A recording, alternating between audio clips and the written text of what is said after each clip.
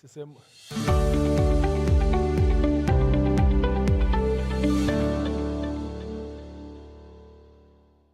So sizoqala ngawe ne minister.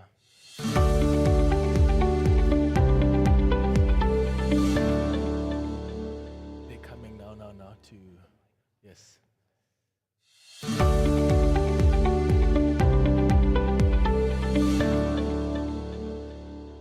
Okay, they're coming now.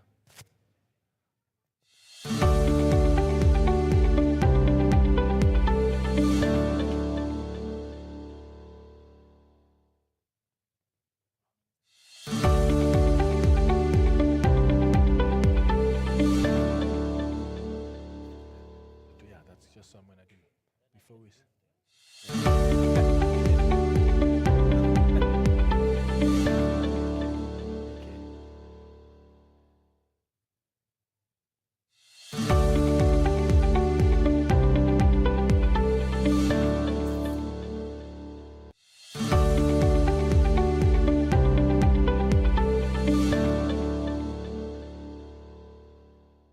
Good afternoon, everyone. Thank you very much for joining us for this session. My name is Clement Manyatela. I will be facilitating this important conversation here, but we'll be giving you an opportunity to ask some questions, give some inputs as well as various stakeholders. What we are focusing on in this session are the 12 project priorities that we launched this morning. Remember, we launched the priorities for project preparation for the year 2024-2025. This is a pipeline of projects that are going to receive project preparation and support from Infrastructure South Africa. So to help us understand more about those projects, how they were selected, issues around project preparation and many other issues, we've got the Honorable Minister, Sihle Zikalala, the Minister of Public Works and Infrastructure. Thank you, Minister, for joining this session. We are also joined here by Mametsi Masamula, who is the Head of Infrastructure South Africa. We have Wayne Peterson, who is the Director for Transport and Infrastructure at WSP. We've got Catherine Candace Kaufman, who's the Group Executive for Project Preparation at the Development Bank of Southern Africa. We've got Chris van der Merwe, who is a partner at PwC South Africa as well. Minister, I'm going to ask you to maybe start it off by explaining and unpacking these 12 projects.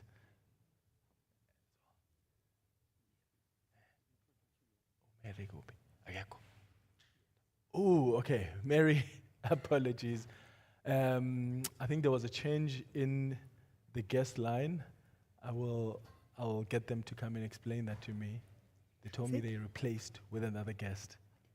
So I will get them to explain that in a moment, Minister. In the meantime, please, can you just help us unpack these 12 projects No, that thanks. we launched this morning? Thanks once more, Clement.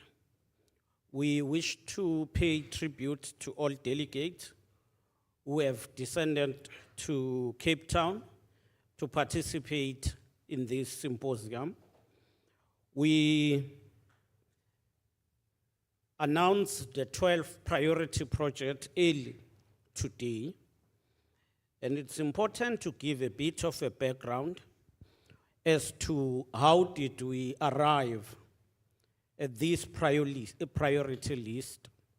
Firstly, we want projects that will contribute to high GDP impact, but at the same time ensure export, because exportation is quite important, and embrace the green economy. The second point, the objective is to contribute to job creation, both during the construction and then later during the operations, and absorbed skilled and semi-skilled workers. The third is to promote economic competitiveness, and then fourthly, contribute in broadening economic inclusivity, invest in capacity to implement. So we looked on those issues. If you will see, among the priority projects that we have enlisted, the 3 SEZ special economic zones. This Fetahomo Tubatsi, a special economic zone in Limpopo, Namakwa in Northern Cape, and Komazi in Eastern Cape, in Mpumalanga, I'm sorry. These 3 are positioned as logistics and transport hubs. So you'll see, and the spread enhance the growth of the country. And you will remember that most of the SEZ are around Western Cape, KZN, and Gauteng. Now, if we spread, it then create more production because SEZ are for manufacturing. Now, the second priority is LNG import terminal and the container terminal in KZN. Both LNG, liquefied natural gas, have been part of the discussion over years. And we believe that given the strategic location of KZN and already the fact that KZN has a pipeline connecting to Gauteng, it will be easy to implement this. Deepening of the port is quite important for us, but Operation Ukuvuselela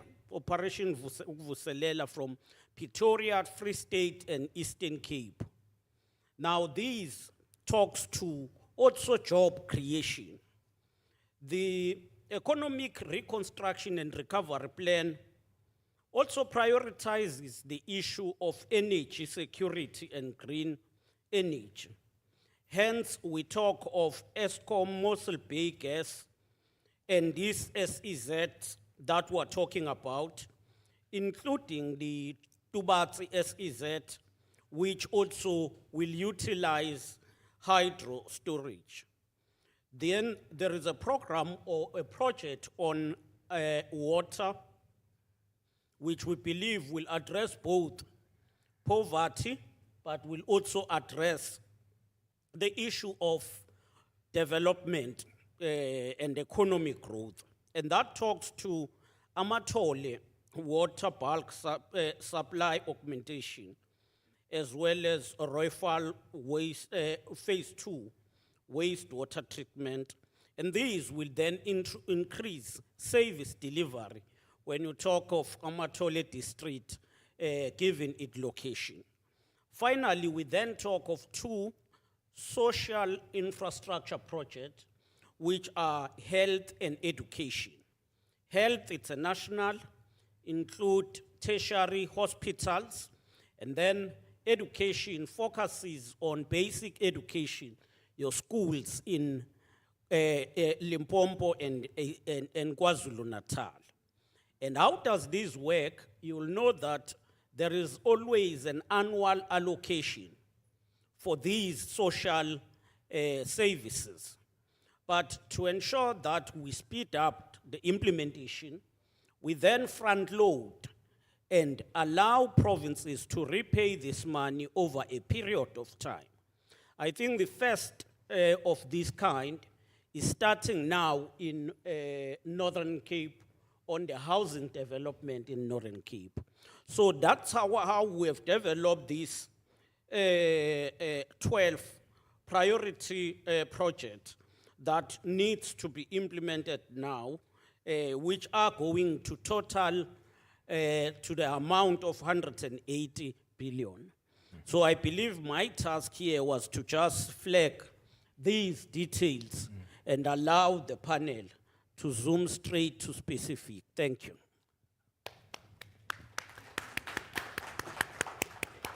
Thank you very much, Minister. I will release you to go. Will you be sitting in the front? So if you've got some questions for the Minister at some point, we'll have the mic with him. You can still ask those when we do the Q&A session. I'd like to bring in Mametsi Masemula now, who's the head of Infrastructure South Africa, to help us understand how, Mametsi, you go about prioritizing these projects, and how do you facilitate that collaboration between the private sector, the relevant government departments, and other stakeholders as well? Thank you very much, Clement, Program Director, for this session. And thank you also to Minister Sihle Zikalala for contextualizing and providing in great detail the issues or the dimensions that we looked at in arriving at these top 12 priority infrastructure projects for project preparation.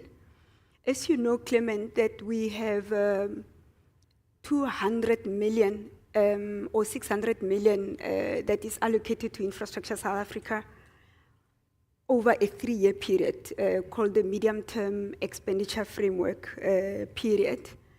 And so it was very important for us to say, what is it that we need to do to contribute from a planning and or project preparation perspective to all the socio-economic objectives that the minister outlined, contribution to GDP impact, ensuring that South Africa gets to be integrated very well into the global supply chains, improving the logistics network, ensuring that there is water provision, dealing essentially with improving the wastewater treatment plants that have been built many years ago, and also leveraging private sector financing for social infrastructure projects and programs.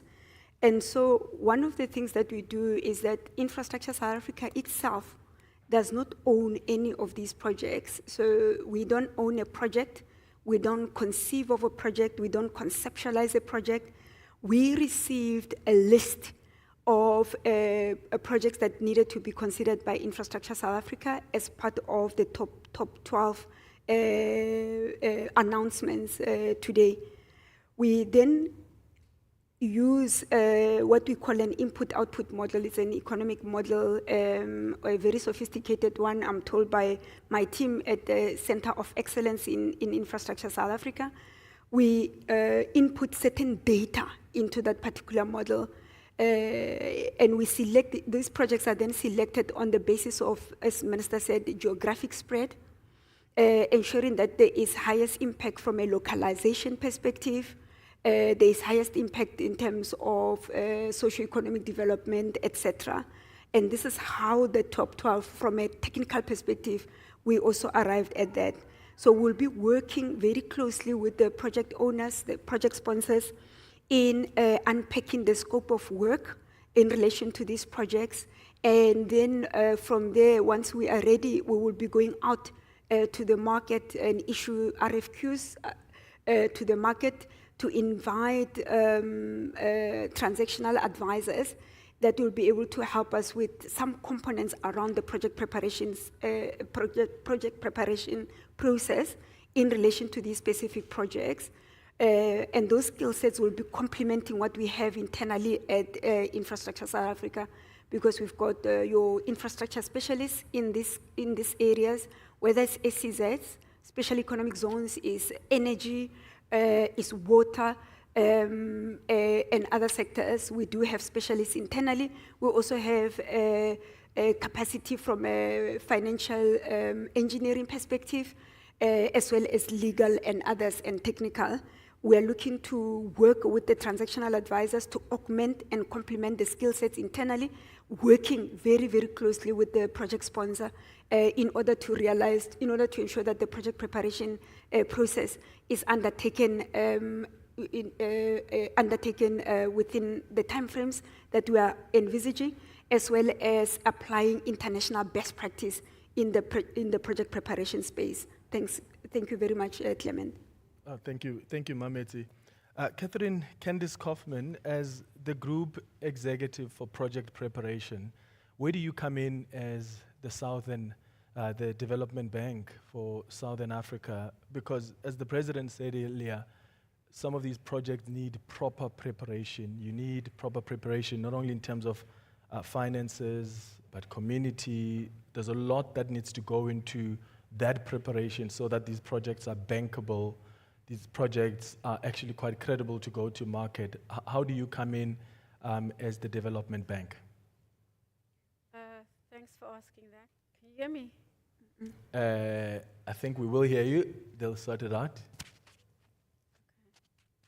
Let's, Hello? yeah, Yes? there it goes. You can go ahead.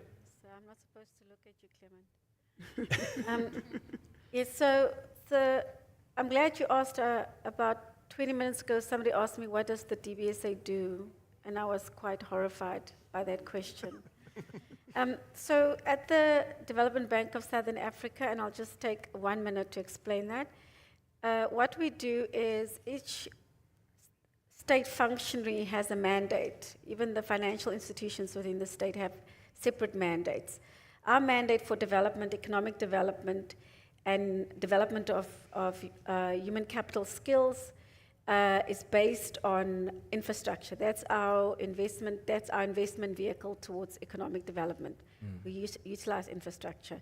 Within that model, we've got an integrated approach to infrastructure delivery, which involves from the stage of planning, very early stage planning, when we help municipalities, to project preparation, where we help developers and state-owned entities, and then of course funding, because we're a bank. But we also uniquely also assist the state with, where we asked to do so, with oversight on design and construction of projects, as well as O&M and ongoing maintenance.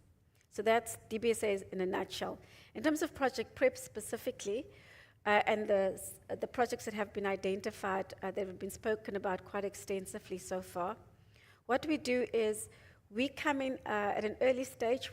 Our assistance is twofold. First of all, we assist the infrastructure fund with project preparation for their pipeline that they have agreed upon with SIDSSA.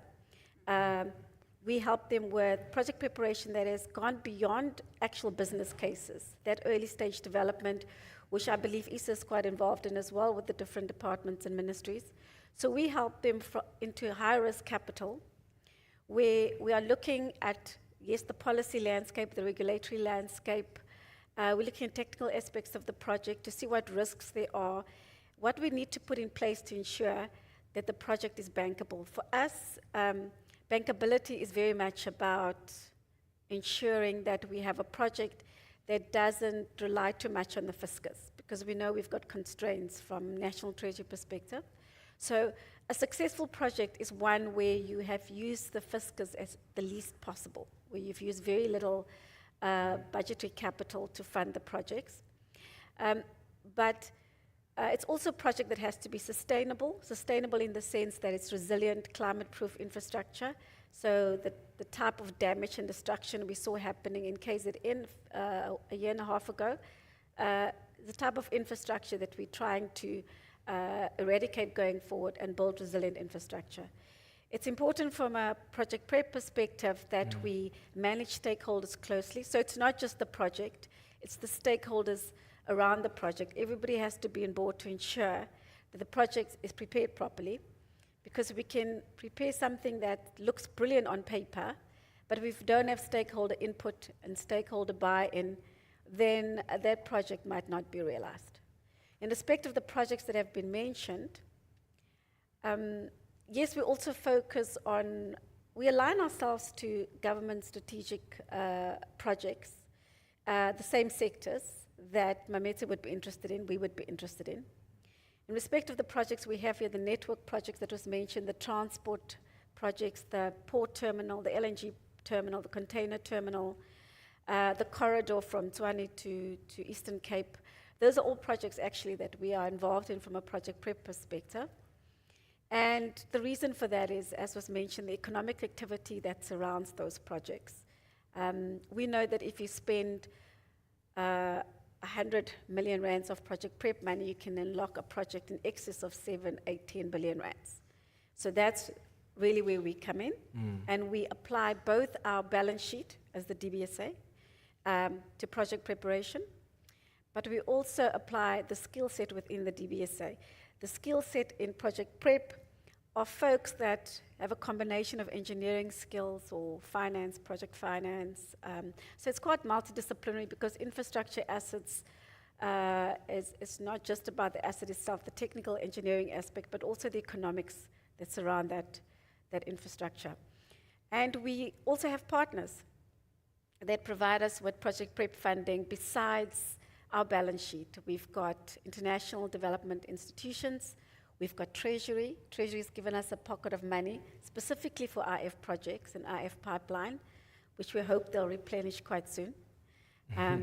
So yes, that's project prep in a nutshell. Thank you very much. I want to bring you in, Wayne. With your expertise in transport and infrastructure, what do you think are the challenges? When you look at these 12 projects that have been launched and announced this morning, what are the challenges and I suppose opportunities as well with implementing these large-scale projects, especially in the context of our infrastructure landscape in South Africa? Thanks very much for that question. And I almost expected you to say that. So now for something different. These are the experts who are going to put the whole package together and make sure that private sector invests strongly in the project. So that's all fine. I'm probably going to speak about it from an engineering or a operator point of view. There are two elements that you need to worry about. The first one is doing the capital development of the project, getting it prepared, going out to market, finding the creative engineers and architects to design the facility, and then to build it. That's a small part of the project. A lot of the money you're hearing about focuses on that aspect. But there's a much longer and bigger part that we need to worry about, and that's the maintenance and operation. The President spoke about it this morning. You can lose up to 50% of the earned value that you built when you build a facility by running it badly. Okay? What we are starting to find is that with building something, that's transient. It's a little small project, takes 5 years and it's done. If you're asking me as an engineering firm or as a constructor firm to get involved, I've got a 5-year involvement, 6 years maybe, and then I'm gone. I need more projects to keep me going. So as a career opportunity, talking about challenges, I want to be able to go to a school and university and excite young people and young minds to join this industry. To join the industry with a career, not a project. Okay, so we have projects, but the pipeline is vital. So this is a small snapshot of a bigger picture. We've had lists before. We've got another list now. Let's make sure we actually develop those. Then we get to the real aspect, which is the operation and maintenance. Now, there's two elements within operation and maintenance. One is the project has to be a public good, which means the public must get the good. That means whatever we've designed must actually meet the end user's requirements. Otherwise, you build a white elephant. Okay, so that's your first element. The second part of it is you need competent, highly skilled, professional, qualified staff and operators to run that facility all the way through. And remember, a facility has a life cycle. You have to maintain it, you have to rebuild it, you have to repurpose it, and you have to decommission it at the end when it's no longer meeting the public good. Those elements require a skill upbringing, and we have sadly in our industry, for the last 10 years or so, declined the construction industry. We're now rebuilding it, so it's wonderful to see these projects coming through. It's really fantastic. They give us confidence to now invest, to go and excite young people, not to simply work with the IT side of things, but also go and build things with their hands and sort of play with God's earth and the dirt. So that's the exciting part. But there's one element that I see somewhat missing. We're moving into an age where big data and infrastructure monitoring and measuring through ICT competence is the way, that's the reality of the future. We need to develop digital twins for every project that we put in place so that we have the ability to have monitoring, electronic and other technological monitoring systems that give us input, and to be able to manage that input, reference those to other data sets so that we can see how the user is behaving with the facility that we've provided. That is an entire career path that is part and will be developed by this catalytic project. So I'm excited. This is good news. This is taking us forward. There's a lot of money there, but it's not about the money. It's about developing our teams, building our skill set, and then re-establishing our top position that we've always had in the world as far as constructing is concerned, as far as creative designs are concerned, and as far as innovative management of the facilities is concerned. So the projects that were listed, whilst they cover a wide range of different industries, give the catalytic impetus to be able to develop our industry. So I'm not sure if I answered you entirely, but I think I covered the elements you wanted. Thank you. Thank you, you have, Wayne. Chris, do we have enough engineering and construction capacity to execute these huge portfolio of projects that were announced, in your view? Yeah, Clement, quite an important point. So, I mean, as has been acknowledged, since 2010 in the large constructions around the Soccer World Cup, we've definitely have a decline, both in terms of the pipeline available to firms to keep on to those skills, but also to continuously execute. So there's definitely been a drain both on the technical engineering side as well as the construction capacity side, and we can just look at the JSE and listed entities in that space that doesn't exist anymore.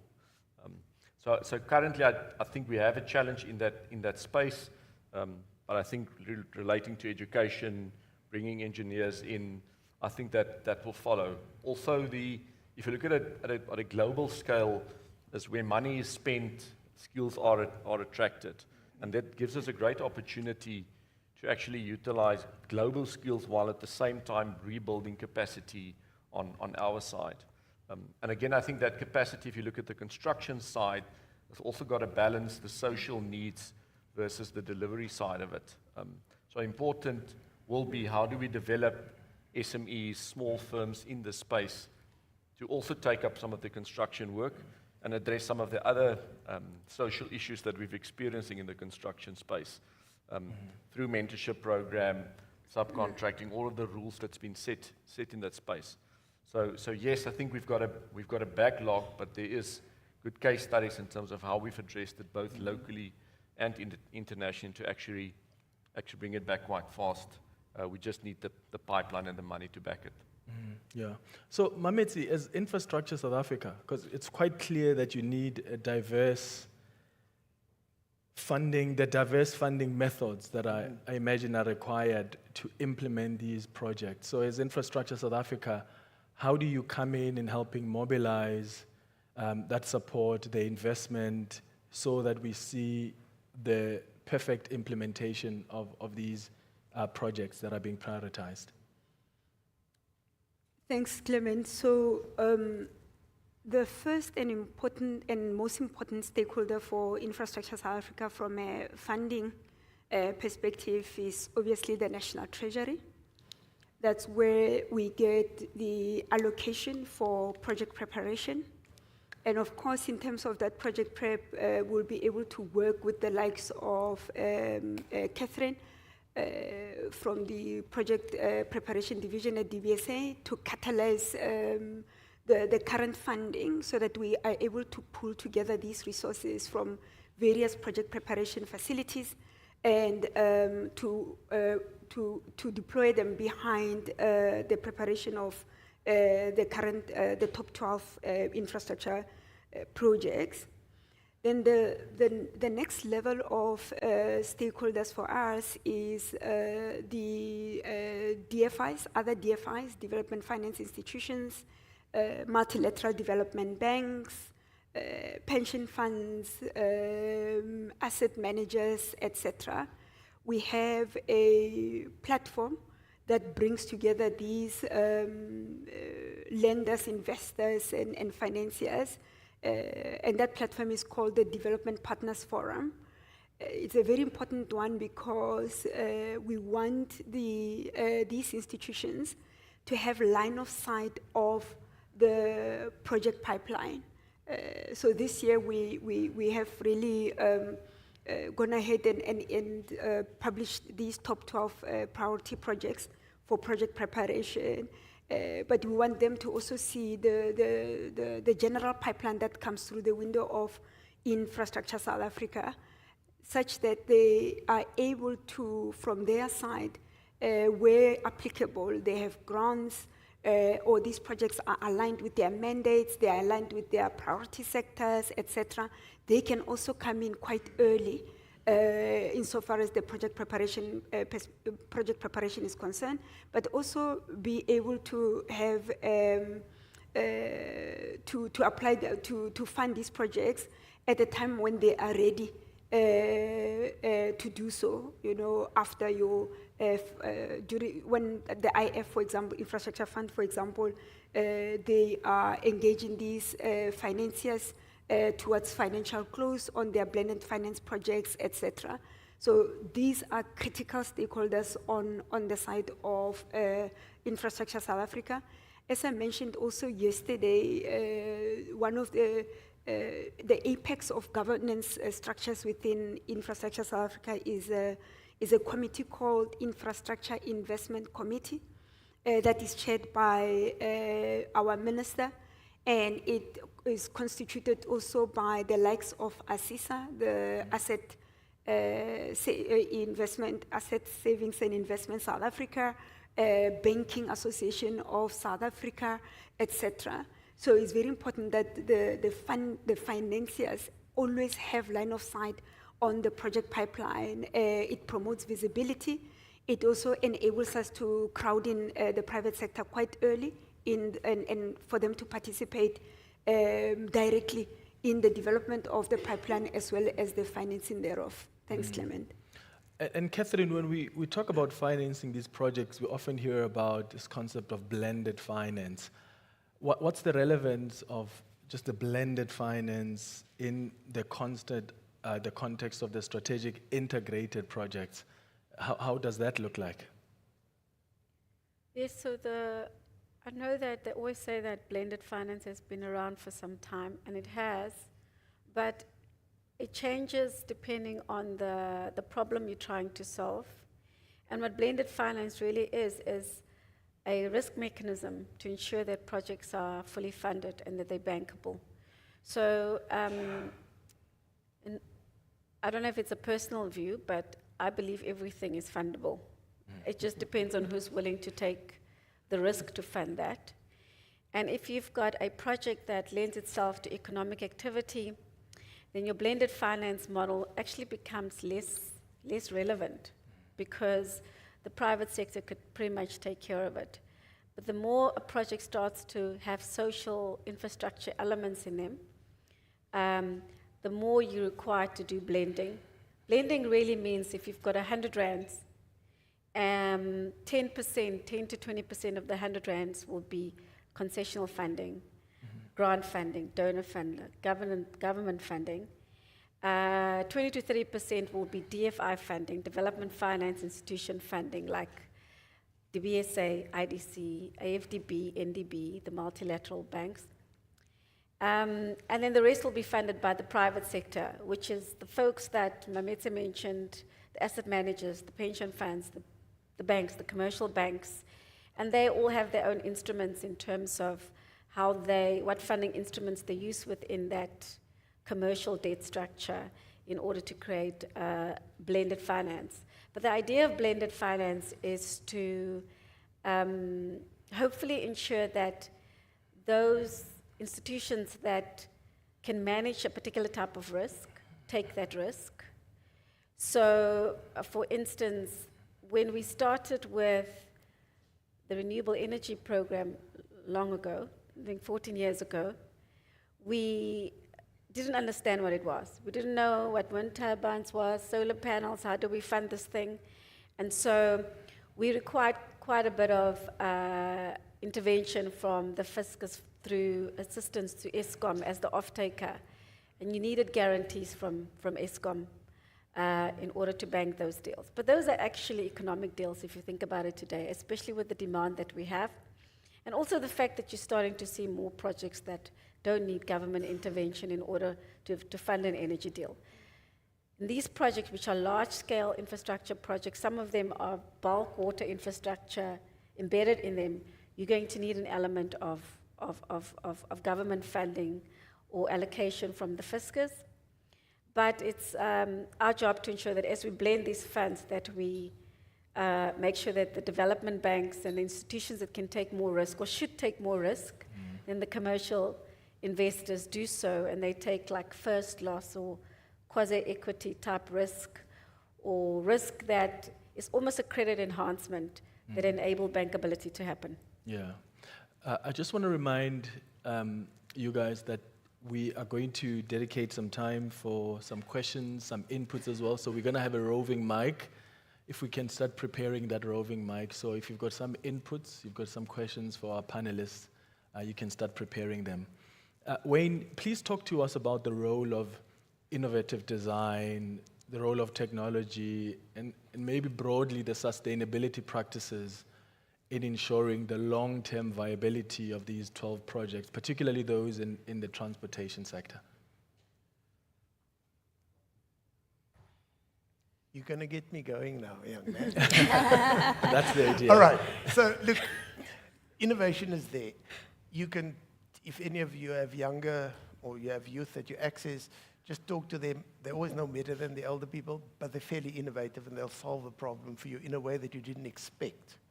So the first challenge you have with innovation is you've got to have a mindset to accept changes. If you don't accept changes, you're just not going to have any innovation happening. So that's the first challenge we have. But yes, we do. There's been such a vast amount of changes in technology, in material, in the way we build things, in the way we manage our facilities, in the way we construct them, that those innovative mechanisms and tools have to be incorporated in anything we build from now onwards.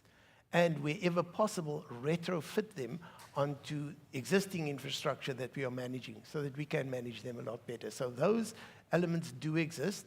They are available. And here's the part that we haven't learned to capture very well.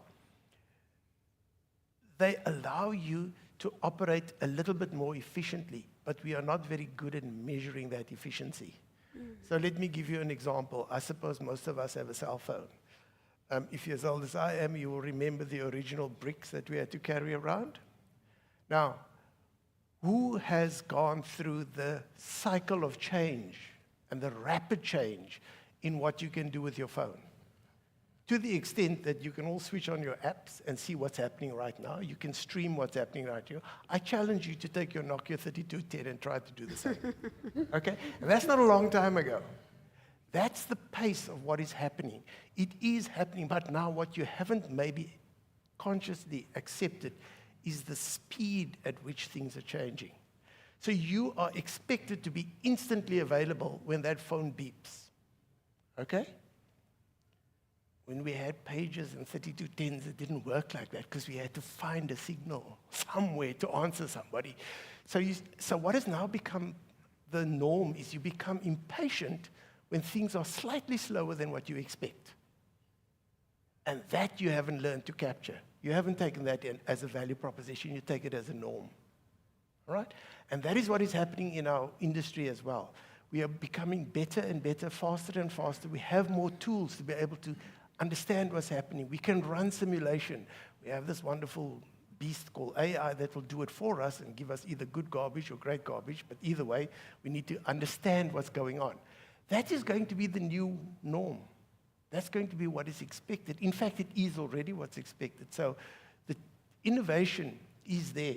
We need to accept the change to put that into place. How that plays out in the transport industry, you can have a look at it. You can do e-hailing. You could do all kinds of crazy things that weren't quite possible to the extent that it is today 5 years ago, 3 years ago. That is the pace at which you have to develop. Now I challenge the teams. We've got 12 projects listed that we're going to be putting into prep, and we're going to be building it. That infrastructure has a life cycle time of 30 to 50 years.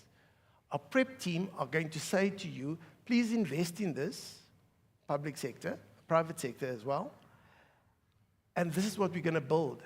But I challenge everybody in this room to tell me what 50 years from now is going to look like, and whether that infrastructure is really going to meet the user's requirements. Now, here's the challenge you have. with planning and with social development, you can be nimble and you can change to meet the requirements of the day. Infrastructure is a little bit more difficult. You cannot easily move a road to meet the requirements of the day, or change a dam, or whatever.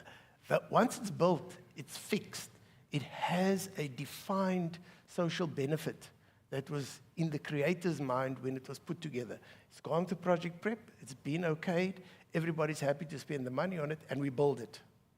Now we have to extract optimal social benefit out of that, optimal economic benefit out of it, otherwise we already failed.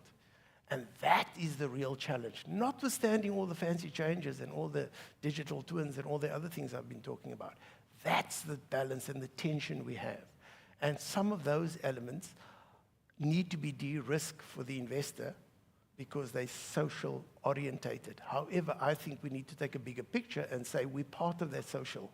We're part of the community that lives in the area that will utilize the facility that's being developed.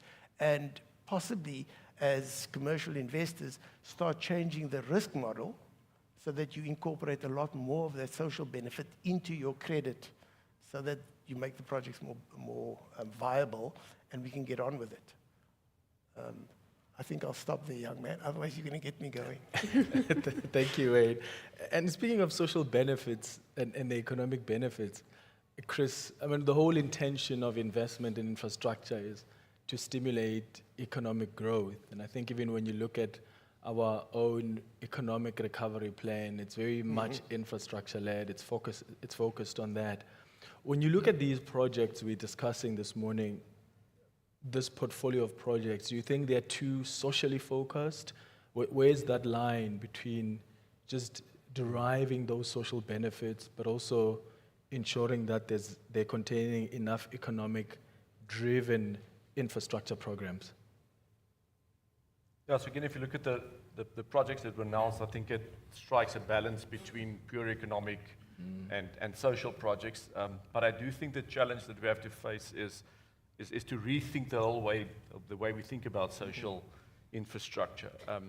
The need is always going to be there. We're probably not going to be able to exhaust it by classifying infrastructure as purely social.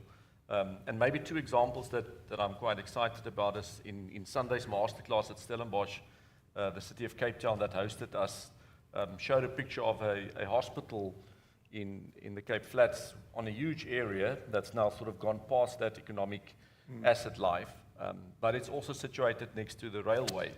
So a rethink about the value of that land that the city can extract, actually repurposing the hospital itself for social housing, create some of the area for sort of intermediate housing, have private developers develop some part of that for more expensive housing, have areas for commercial activity in there, social through parks, etc. So you actually extract value, servicing a social need by doing it on an economic basis. And again, that alleviates the pressure from the fiscus to actually support that from a social perspective, because there's economic value by leveraging both the private sector and the public sector in that space. Another example is the water project across the road that's been exhibited here, where there's a commercial need in the mining industry for water for operations, but it's pipelines that's running through communities. So that project has been enhanced by also putting a potable component to that, incorporating the municipalities with the support of COCTA and MISA, and actually create a integrated infrastructure project that services both of those. And further another example of further benefits of that is the fiber optic that's being used to operate and control the pipeline runs through the communities, and those are being supplied to the schools as a smart school and social. So the whole way of thinking about social infrastructure at the engineering stage already is to say, how can we incorporate elements into that on what we do in water, in transport, in the ICT space, any of those. Okay. Mameti, before we get to the questions and some inputs, can we just talk about the regulatory reforms that are needed? Because sometimes there are regulatory unblockings that are necessary for some of these projects. How are you as Infrastructure South Africa providing support with regards to those unblockings? So if we listen to the president this morning in his address, he talked about some of these legislative and regulatory reforms that have been instituted, certainly in the last 2 years or so, and others that are still coming. The first one is the amendments to the Division of Revenue Act. So that provided a legislative regime, legal regime, to enable provinces to front load their future allocations and direct and leverage funding from the private sector to deploy infrastructure almost immediately in the short to medium term, but seed their future allocations towards servicing the debt, essentially, that they would have onboarded through to provide for infrastructure, to provide for social infrastructure programs. Then the second one is around the very regimented procurement processes currently. Even the National Treasury is of the view that these needs to be reformed, especially when you think about infrastructure, because procuring infrastructure is very different from procuring stationery for schools. And so one of the areas that they are currently busy with, and where we'll also be inputting as Infrastructure South Africa, is the regulations around PPPs. So they've put out a draft gazette on those PPPs, and they're allowing the comments from the public in relation to that. There's other areas where I think policy clarifications are being made as we progress. For example, with the integrated resource plan of the DMRE that's put out there. The last time it was updated, I believe it was almost 6 years back, and now it's out for public consultation.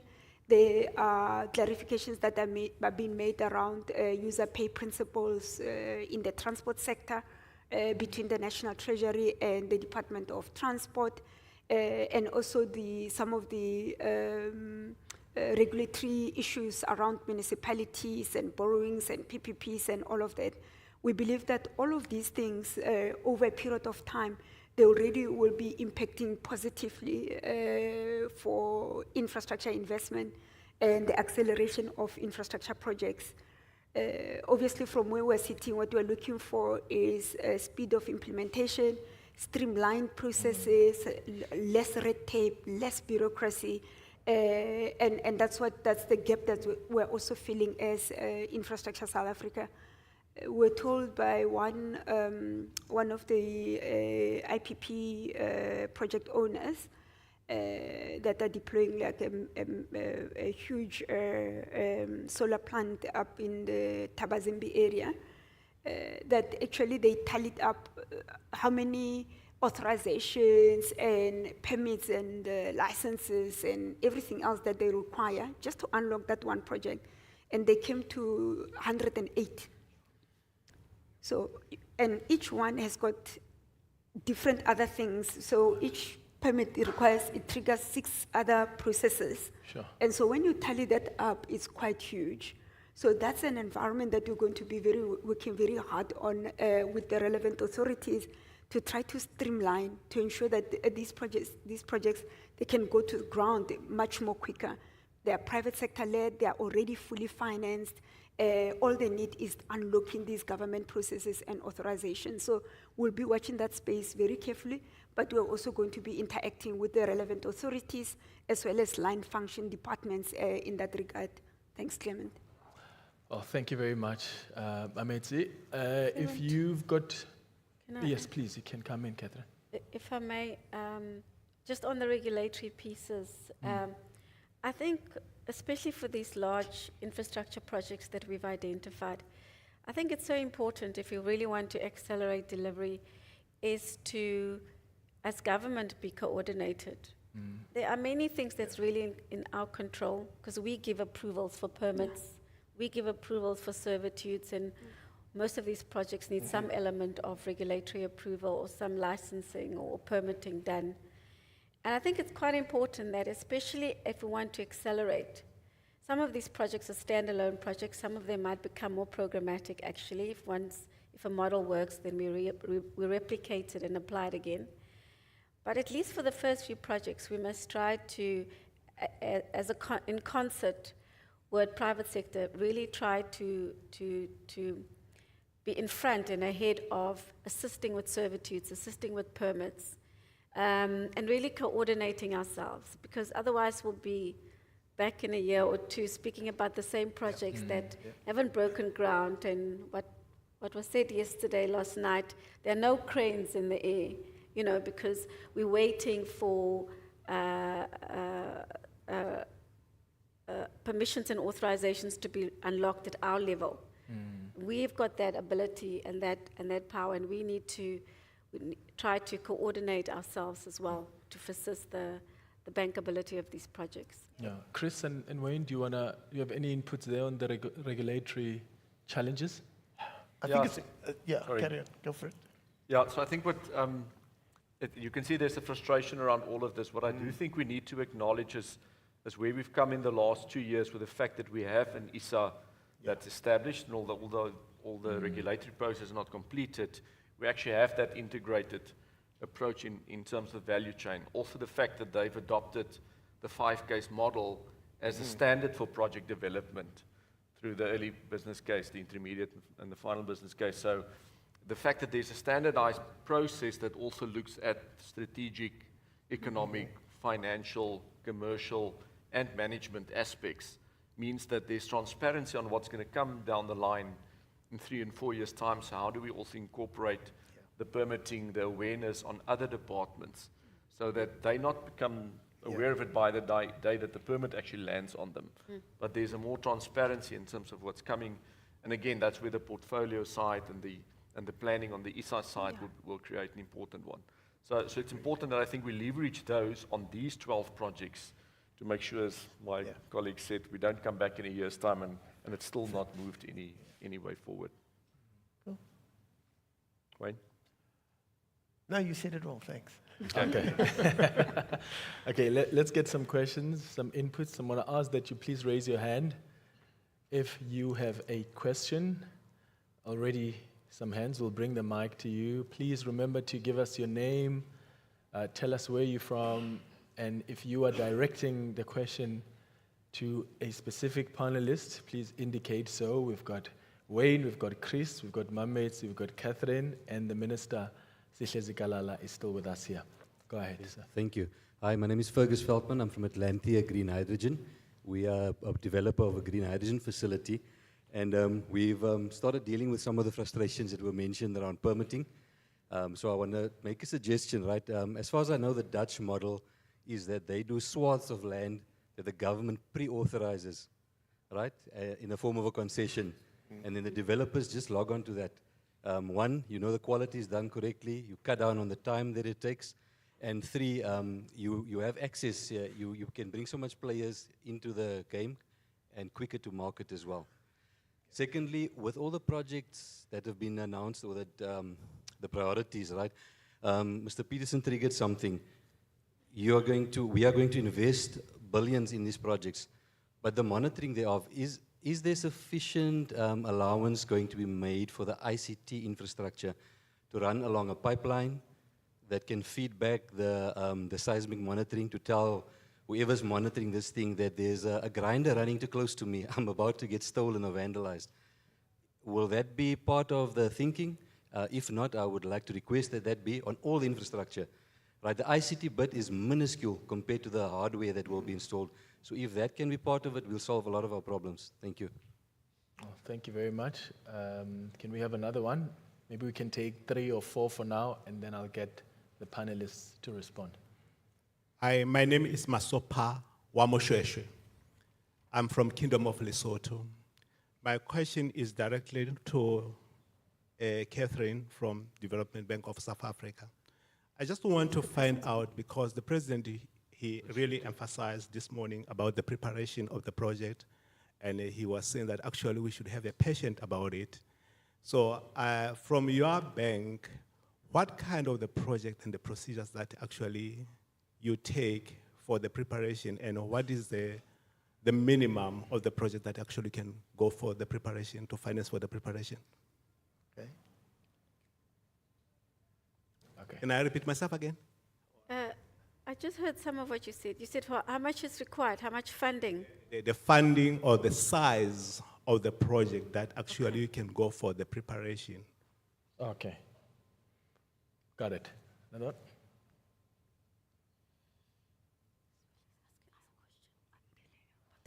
Good afternoon, everyone. My name is Sihle Zikalala from the DBSA. I have two questions, actually, and I'm not sure who it would be directed to. The first question is based on what the President announced earlier today, that in order for us to meet our infrastructure objectives, we need roughly about 4.8 trillion rands. And if we think about the project preparation required for that, that's close to about 400 billion, which is almost 10% of what's required. And the question is, a lot of that probably will come from the state, but some of that will have to come from private sector. What are some of the incentives that would be put in place to create an enabling environment for private sector to play in that space, to allow for them to play a role in the project preparation space and not rely on government as the only funder of the project preparation component? The second question I have is around ownership of infrastructure. I think South Africa has had a history where government owns all the infrastructure that is essentially built. And the question I have is, what are the thoughts around infrastructure as a service rather than government owning all the infrastructure and then taking on the responsibility of maintaining and operating, et cetera, and how would we create an environment that allows for private sector to potentially play in that space as well? Because we do know that in some cases, private sector can be more efficient in providing those services. Wonderful. Do you have another one? Or should we, let's take the last one and then we'll come for the second round. Thanks. Yo, this room is cold. Just by the way. Thank you. Hi. My name is Flora Marutle Simelane, and I'm from the Infrastructure Fund. Maybe just two comments coupled with a question. I think to start off, Mametsi, thank you so much with SIDSSA's role and what you've done in terms of unbundling or unlocking rather permits, authorizations, etc. For the last 2-3 years. I just want to understand in terms of, and I think the President did mention that we had to give you a round of applause after you made that comment. And I know working with you as SIDSSA and in terms of the Infrastructure Development Act, for example, water authorizations, consents, etc., you've given government departments, the relevant, whether it's water and sanitation, 58 days to provide the necessary consents if a project is a SIP. I want to understand, and maybe for you to share, whether the culture on that side has changed, such that, whether it's a SIP or not, I think by 2.5 years later, we should kind of it should be inherent now that, if there is a SIP or not, and I'm expected to approve a water use license or general authorization, I need to do it within 58 days, I'm going to do it within 30 days. Just for that behavior to start filtering in, and I'm not sure if you have feedback, whether I'm not gunning at water and sanitation, but there are other environmental, forestry, etc., that you can share with us. And maybe the second point is around maintenance.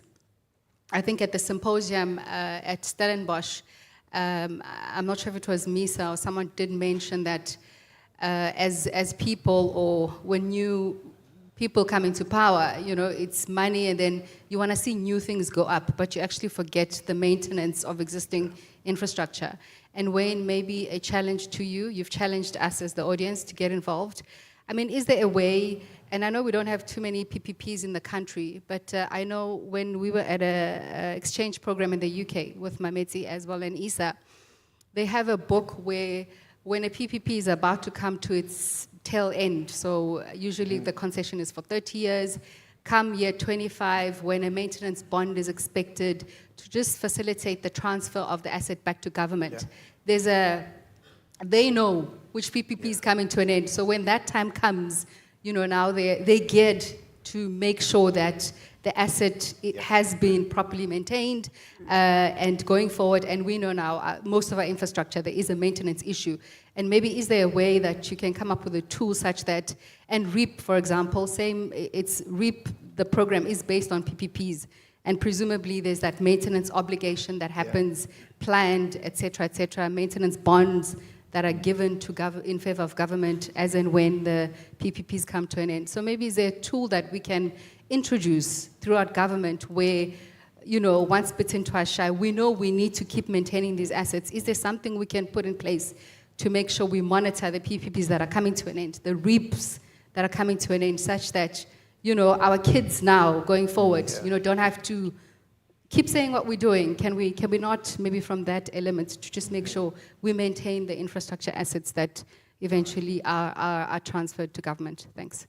Thank you very much. I'll give the panelists an opportunity to respond, then we'll come for the second round. Wayne, we can start with you. That first question was directed. Okay, I'll take the last one first. In the PPP agreements, some of the older ones maybe not that sophisticated, the newer ones have gotten better and better. We've learned from around the world, and we're putting in mechanisms to check, to make sure that the facility that's handed back to government meets a certain standard or has a certain life or remaining life. The challenge is that we need our new recipient, government, to have the capability and competence to do that audit. And that's possibly where things start to go a little bit awry. New tools, there are a couple of ideas, but now you have to think not outside the box, but just like in another planet. Think about repurposing what you have or renewing what you have and hold that as a carrot to the operator, either the current one or anybody who's coming along. So instead of saying, here's a road, it's a toll road, you collected your money, give me back the road with a 10-year life cycle in it, turn it around and say, upgrade that road to a different, repurposed, different product altogether and hand that back to me. That becomes a renewed product that you can now resell, either to the same operator or to a new operator. It doesn't have to necessarily come back to government. It may come back to government for a little while you procure the new person. But the thinking is different. The thinking is simply, build this for me, run it, and then give it back to me. I'm saying, no, build this for me, run it, change it, and give me something different. You put that mechanism in place, you hold a strong, you have a stronger hold on the operator to ensure that they run it properly, don't run it into the ground, rebuild it to the new type of product that you want, and hand back the new product, okay? I know some of the financiers will be screaming blue murder, saying, oh, that's not viable, we can't actually make this work. Yes, you can. Just rethink about it. So let's take OR Tambo Airport. If you're going to have the OR Tambo Airport, it's being run by a private operator, you want to hand it back. I don't want 1.5 runways. I want a central terminal. I want other things on that thing. That's what you hand back to me. When I have that product, I can easily repurpose that and refinance that with another operator or the same operator. That's the kind of different thinking, step change thinking we need to make so that the mechanism is not, let me hand you something where you're not quite sure what the remaining life is, but change it where it's quite clear what the new life is. And that's what you take back. It's going to demand a totally different mindset. It's demand a totally different model. I want to go to the service, instead of owning the product, operating it as a service and providing infrastructure as a service. That's another model that you can incorporate to say, run this as an ongoing service. The ownership is almost by the way, but the service needs to run. And so again, think about, I keep going back to the cell phone things. Our original network has improved vastly from what we had when we had 1G and 2G, we're now going into 5G and 6G. That was not because you had demanded that the operator needs to hand back a new thing. They simply did that because it was commercially the only way to go. Otherwise, they simply destroy their business model. That's the kind of thinking we need to pull back into our infrastructure. And that demands a different mindset as to how we go forward with that. The ICT question, if I may. Yes, thank you very much. I did allude to it, but everything I'm saying now, you can see the importance of incorporating in the core design, in the core thinking of how this product is going to be operated, the ICT elements where you can monitor, you can operate remotely, you can actually obtain data, which you can then simulate to see different uses, to see how you can manage it. At the moment, what we're trying to do is take everything we've got, which is paper, and digitize it. You know, it's like scanning something. Yeah, that's okay. Now you've got a digital form of a piece of paper. What's that going to help you? Extract the data out of it. Put that into a data model so that you can slice and dice that and cross-correlate it with other data models to build a bigger picture of how behavior is influencing your facility. And then use that. Run simulations if you wanted to see predictively how behavior might change, and if it does change in different scenario streams, what that means you have to do to keep that facility alive or relevant. If you have that built in, and I'll go back to your issue, if you have that element built into your PPP, so your product that has to be handed back, you already have reworked that product and you know what you wanted to do going forward. That can become your model. It's going to have a formula. It's not going to be that you know what's going to look like in 20 years' time, but you're going to have a model and a formulaic approach to be able to say to the operator, this is what I want you to give back to me. Otherwise, what am I asking for? I'm asking you to give me 30-year-old technology back to me 30 years later. Just painted and looks smart. That's not very clever, I would argue. I hope I've answered your questions. Thank you very much, Wayne. I'll probably ask as well the Director General, I think she's in the room with us, Nonkubela Jordan, to maybe speak about this streamlining of these ICT digital technologies into these integrated infrastructure projects. We'll hand over the mic to her if she can just raise the hand. Over there. Just to weigh in on that, DG, and then we'll give the panelists an opportunity to respond to more questions. Good afternoon. Thank you very much for the opportunity. I actually I was itching also to say something, but I was going to save it for next door. Certainly, I think we do work together in terms of an integrated infrastructure rollout. What we've seen is the power of technology, as you said, Wayne, especially in terms of the 4IR applications. I think the gentleman who was raising the question, we all saw, for example, when we had the tremor in Joburg, the city of Joburg, and before you could actually put human in, we actually put the drones underground to be able to assess the situation, and those have cameras, etc. I think our biggest challenge has been, as you said, the spirit of collaboration.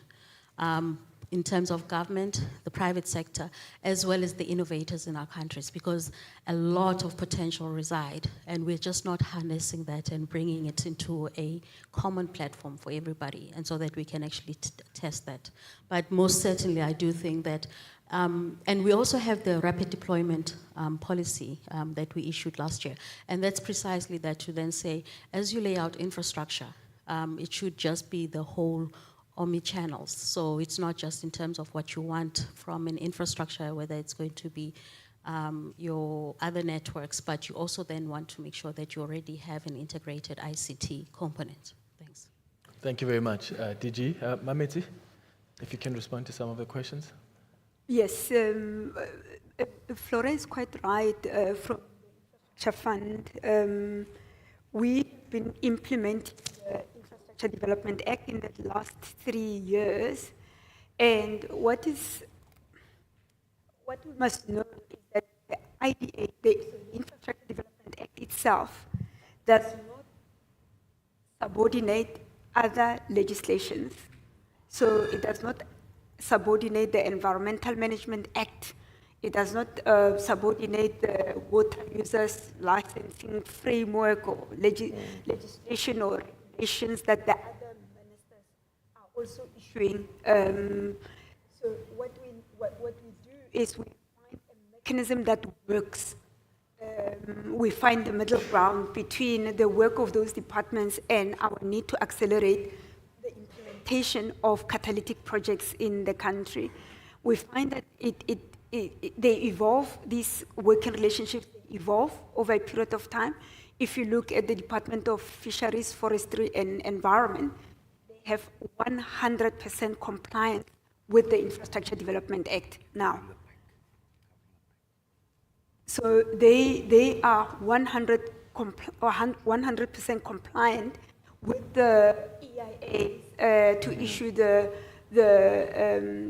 permits for EIAs within the 54 days that are prescribed in the IDA. Because they've built sufficient capacity over a period of time to respond to the strategic projects, the submissions that we give to DFFE. The same with the WULAS at the moment with DWS. We're finding that they've built sufficient capacity now to start processing those applications in a much faster, more efficient way. We have started the process with the Department of Agriculture, Land Reform and Redistribution, DALRAT. I think that, yeah. Because we have issues now with their SALA applications, plumas, and so on. We said about 3 weeks ago with the two Deputy Directors General that are responsible for issuing those permits from the particular department. So we are now institutionalizing a working relationship and method of work to ensure that we are supporting the renewable energy project owners in relation to those areas of permits and authorizations required from that department. The point I'm making is that the IDA in and of itself cannot subordinate other legislations. We just have to find a way and a method of work that can be institutionalized, that can enable that rapid assessment and decision-making, decisions to be made around those applications. Thanks, Clement. Catherine? I think let me first deal with your question. I think Zweli actually answered your question by asking us another question. So 5 to 10% of project capital requirement can be allocated to project prep. So, and the size of the project doesn't matter. The limit in respect of how much project prep we have as the DBSA, we've got multiple pockets of capital that we can access for project prep. Because we've got relationships with international development finance institutions, and also depending on what you want to do. For instance, if you want to build a port terminal, it's transport. But if I put embedded solar to power that port terminal, I can then get concessional funding from the climate finance agencies of who we are accredited to as the DBSA for the region, which makes the cost of the project cheaper, because I've now packaged it with a climate or a green a transition asset. So there's no real limit, but it's generally it can be anything from 5 million rands to 200 to 250, and we do have partners alongside us, so we can bring in other people to assist. In terms of, and I'm not sure why Zweli and Flora decides to ask us questions who work with us, but Exactly.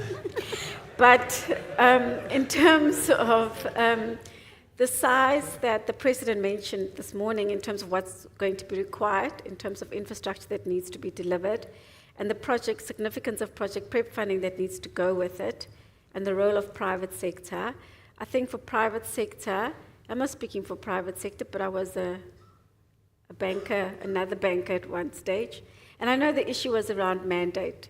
Shareholder mandate is not necessarily to go towards development funding. that is risk that government's supposed to take, because we're trying to deliver on an asset, a public good asset that government is supposed to deliver, but they are outsourcing that delivery to private sector. So they are supposed to make their own, they're supposed to provide skin in the game, and that's the project prep that government's providing. However, we do know that there are actually institutions in the country that have actually expressed an interest towards project prep funding in the private sector. And the way they can do that is by ensuring that they have convertible, so it's debt that can convert into equity in the project. Because project prep is high risk. A project may be developed and you'll find that it may or may not be bankable according to what private sector wants.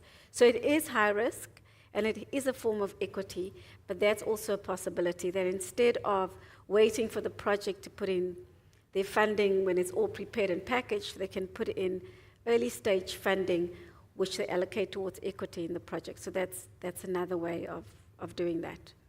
I'm not sure if there were any other questions. There was for a me. question, and Chris, I don't know if you want to maybe respond to that about the ownership of infrastructure by government. I know the other day I saw Transnet release the draft rules for the private sector to take over some of the rails, which is an incredible step that Transnet, this government, has been working on. Are those opportunities more? Yeah, so let me first say that asset ownership is quite an emotive topic in this collaboration environment. But I do think the focus needs to be on custodianship of the assets for a specific period, whether it's over the life cycle or for a specific period. And again, there are the options around PPP that you ask a private party to look at it on your behalf. The fact where you say Transnet's rail infrastructure is an important asset, so we actually ring-fence that in an infrastructure manager, and no, it will be maintained by the state in an entity. There will be access to that infrastructure through a charge by other operators. And again, those are decisions that I think depends on the type of infrastructure. In some of the SPVs that gets created around collaboration between private and public sector, those, in most cases, the assets revert back to the state in the end. And again, it's not about the ownership that goes back, it's actually about the custodianship and what to do with the next life cycle of those assets. And I think that's the mindset that probably need to come in, where it's not about owning the asset, but how do we best take custodianship of it and apply it to the best use, either for a social or for economic purpose. Wonderful. Can I also add Sure. to that? So I think that depends on the asset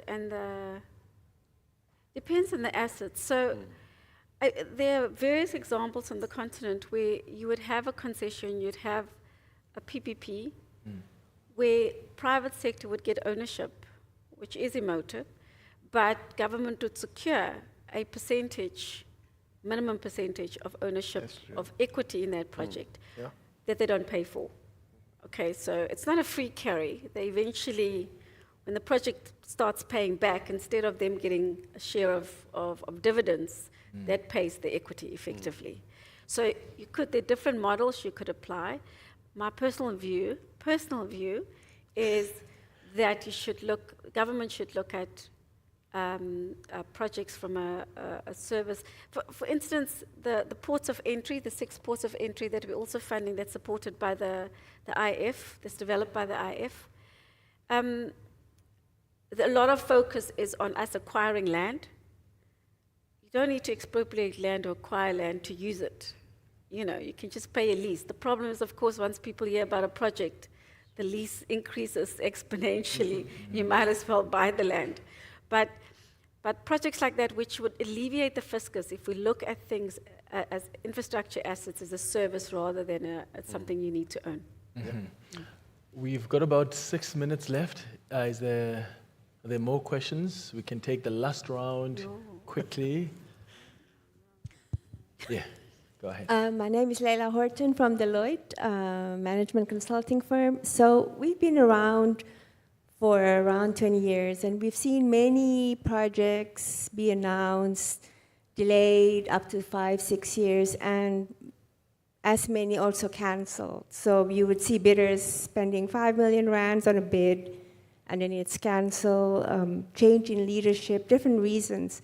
So I guess my question maybe to Mametse, you mentioned a stakeholder forum, I believe. Have you thought about what kind of mechanisms need to be put in so that these project owners will be held accountable? Maybe some kind of tracking, if after 2-3 years nothing happens, there'll be questions. How do we prevent that from happening again? Thank you. Okay. IDA is going to cover you.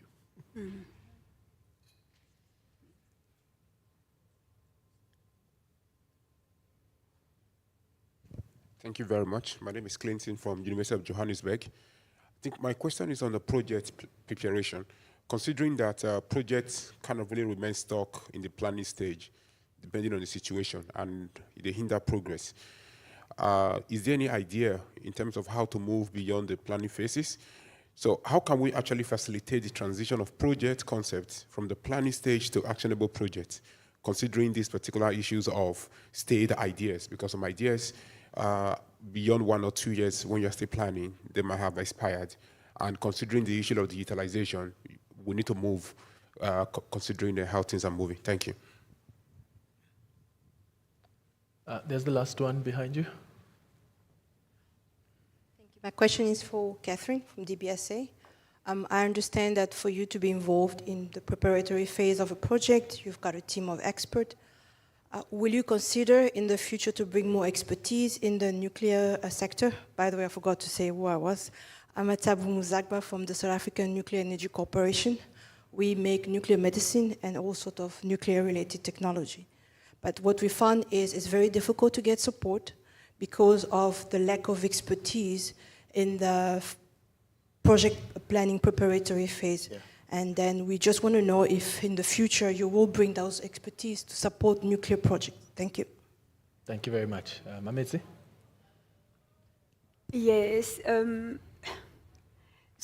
So in terms of the Infrastructure Development Act, the minister reports to the president through a structure called the Presidential Infrastructure Coordinating Commission Council, where the minister gives an account of the project pipeline, the strategic integrated projects, highlighting areas of success where the projects are being implemented on schedule, on time, but also more importantly, also surfacing areas that are a challenge and unpacking what those challenges are in relation to the implementation of those projects.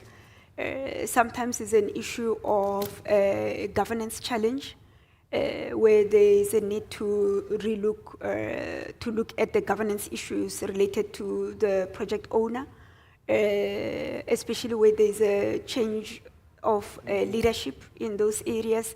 They really impact they bring some kind of inertia and draws back the momentum built around that project. Sometimes it's issues around technical capacity that needs to be looked into, etc. But we do, from time to time, elevate those issues. The PSCC Council is important because it's a structure that sits the president, all the premiers of the provinces, and municipal mayors of the metros and secondary cities, as well as all the ministers that sit in the economic cluster. So the Minister of Cooperative Governance and Traditional Affairs, Minister of Human Settlements, etc., Minister responsible for energy, etc. Just so there is decisions that can be made to help to unblock and unlock that particular project if we're not able to do so at the level of the organization at Infrastructure South Africa. The limitation is always the fact that you cannot interfere in the workings of a municipality or province or national government departments, public entity, SOC. So we always want to apply a little bit more, I can call it soft power, in getting the work done and also deploying our own resources technically to help build momentum, progress those projects. But from a legislative power perspective, there's just a limitation. That's just the legal construct in this country. Unfortunately, the minister cannot place a municipality or a project owner under administration and simply usurp all the powers and run with the project. So that's the limitation. We haven't come to that point yet because we believe in having effective working relationships with the project sponsors, with the project owners to progress these projects. Thanks, Clement. Catherine? The expertise in the nuclear? Yes. Nuclear, yes. Yeah, so there are two answers to that. The one's really bad, which is whether it was traditionally mandate fit for DBSA, because nuclear IDC, there was opaqueness around it originally, so that was the difficulty. Having said that, we do actually have somebody employed at the DBSA from that background, because we are starting to see more and more activity. What has not helped is uncertainty. Owners, so we work on projects that owners continue to own in terms of sponsorship. We started looking, the DBSA board asked us to look at preparing projects for small nuclear. Even that, there was uncertainty around, not so much from ourselves, but in terms of working with the institution themselves, in terms of where they were going. I think they now have certainty in the last 2 months or so. So really policy certainty is important, and that will allow us to unlock funding internally and also develop more skills internally. But in projects like that, we tend to partner with the institution that has a stronger mandate than us, because we believe their skill set will probably be deeper. So we might have more project prep experience, but the actual technical capability might sit at the IDC. Then we try and partner with them in that way. And traditionally, nuclear, as you know, is very large scale, bilateral agreements, country-to-country type agreements. Otherwise, the rest is small nuclear. Oh, thank you, Catherine. I would like us to appreciate the panelists, because we've come to the end of this session. Thank you. Thank you, Wayne. Thank you, Chris. Thank you, Mameti. Thank you, Catherine. Thank you to the Honorable Minister Sihle Zikalala. I'm going to request, Minister, that you please come on stage so you can take a picture with the panelists, and then the next session will start. Thank you very much, ladies and gentlemen.